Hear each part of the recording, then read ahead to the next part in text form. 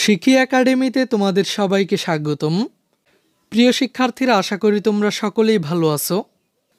শিক্ষার্থীরা, আজকের ক্লাসটি আমরা শুরু করব সপ্তম শ্রেণীর জীবন ও জীবিকা বইয়ের চতুর্থ অধ্যায়টি থেকে। এই অধ্যায়টির শিরোনাম হলো আর্থিক ভাবনা। আমি তোমাদেরকে এই ক্লাসটির মাধ্যমে এই অধ্যায়টির প্রথম যে দলগত কাজটি রয়েছে এই কাজটির সমাধান দেখিয়ে দেওয়ার চেষ্টা করব। আমাদেরকে এই দলগত কাজটি করার জন্য উপরে একটি গল্প দেওয়া হয়েছে। গল্পটির নাম হলো রানুর গল্প। তো প্রথমেই চলো আমরা রানুর গল্পটি পড়ে নিই।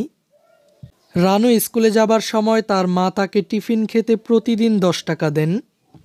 সে সেই টাকা দিয়ে স্কুল গেট থেকে ঝালমুড়ি, জলপাই, আম মাখা, সিঙ্গারা ইত্যাদি কিনে খায়। সে তার টিফিনের পুরো টাকা খরচ করে না, কিছু টাকা জমিয়ে রাখে। এখন পর্যন্ত তার মোট 110 টাকা জমেছে। আজ তার ছোট ভাই রাতুলের জন্মদিন। সে তার জমানো টাকা থেকে রাতুলের জন্য 70 টাকা দিয়ে এক সেট রং পেন্সিল কিনল। বড় বোনের কাছ থেকে রং পেন্সিল পেয়ে রাতুল খুব খুশি হলো। রাতুলের খুশি দেখে রানুরও খুব ভালো লাগলো।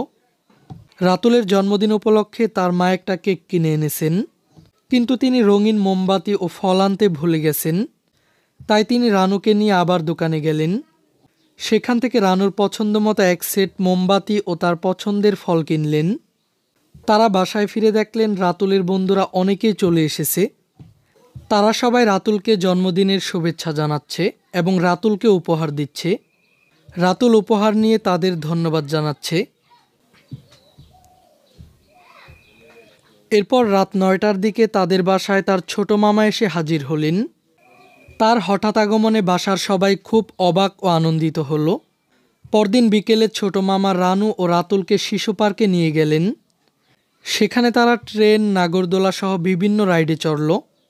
তিনি দুজনকেই বেলুন কিনে দিলেন, রাতুলকে একটা খেলনা গাড়িও কিনে দিলেন। এরপর তাদেরকে তিনি একটা শপিং মলে নিয়ে গেলেন। সেখান থেকে তিনি পরিবারের সবার জন্য বেশ কয়েকটি জামা কিনলেন। নতুন জামা পেয়ে রানু ও রাতুলের খুবই আনন্দ হচ্ছিল। শিক্ষার্থীরা, এবার চলো আমরা দেখে নেই এই গল্পটি থেকে দলগত কাজের জন্য আমাদেরকে কী নির্দেশনা দেওয়া হয়েছে। আমাদেরকে বলা হয়েছে রানুর গল্পটি পড়ো। গল্পে কত ধরনের লেনদেন রয়েছে ছকে তার একটি তালিকা তৈরি করো। কোন কোন লেনদেনে অর্থের ব্যবহার হয়েছে তা বের করো। শিক্ষার্থীরা, আমরা কিন্তু উপরের গল্পটিতে বেশ কিছু লেনদেন লক্ষ্য করেছি।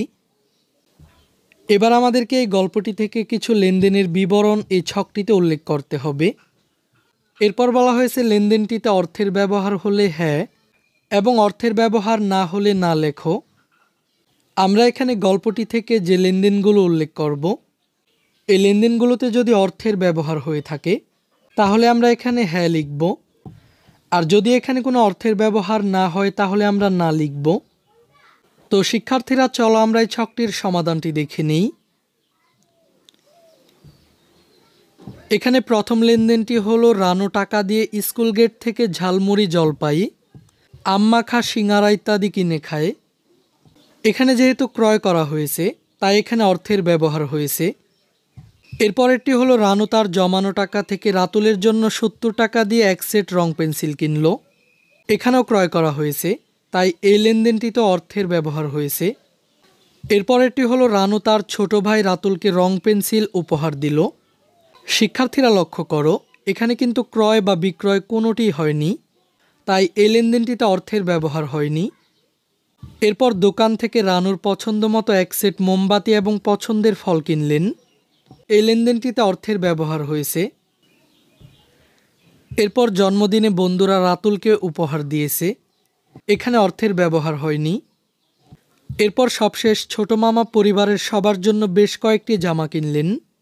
এখানে ক্রয় করা হয়েছে, তাই এখানে অর্থের ব্যবহার হয়েছে।